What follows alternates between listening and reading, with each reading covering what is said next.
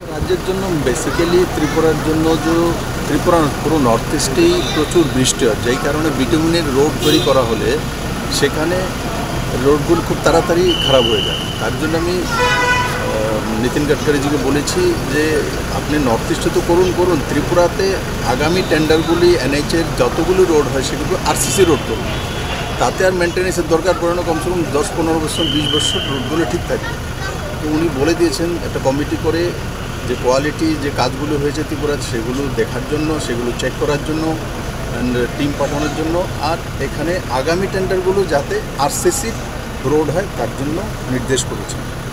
দ্বিতীয়ত লাইট হাউসটা অনেকদিন যাবৎ পেন্ডিং আছে, করোনার সময় পেন্ডিং হয়ে গেছে, কারণ লাইট হাউসের জায়গাটা আমাদের নিচু ছিল, তার মধ্যে পাইলিংয়ে প্রচুর টাকা খরচ হয়ে গেছে। তার জন্য আমি মনোহরলাল সেক্রেটারিকে বলেছি, বলে আপনি এক্সট্রা টাকা দিয়ে দিন, কিন্তু সেটা একটা এক্সট্রা টাকা দিতে গেলে সেটা একটা লিগ্যাল সেকশানে গিয়েছে।